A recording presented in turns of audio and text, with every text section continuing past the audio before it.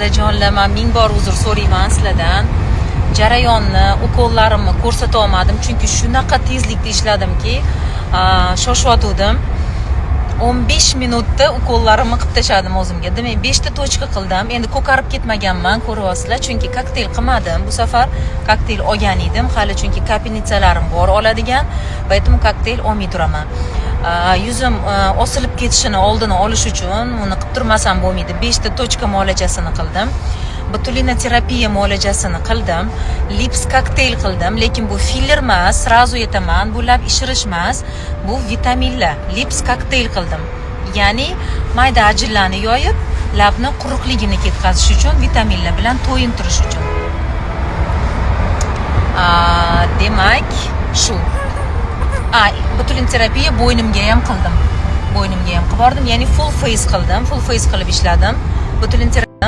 Botulina-terapiyani 5 ta tochka qildim. Demak, и всё. И lips kokteyl qildim. Lifting уже bor. Прям сразу seziladi 5 ta tochkada. Mana. И сразу блеск seziladi. Yaltirash. Shunaqa gaplar o'rtoqlar. Boshqa unaqa lishni narsa qilmadim. O'zi bilasizlar, men bittada ko'p narsa qilishni yaxshi ko'raman. Kokteyl, 5 ta tochka, liftinglar qilaman. Lips kokteyl hammasini qo'shib dermapenlar qilaman. Lekin bugun kinoga borishimiz kerak ekan. Bolalarim bilan esimga tushib qoldi bilet olganimiz. Shuning uchun strashniy bo'lib yurmaydi.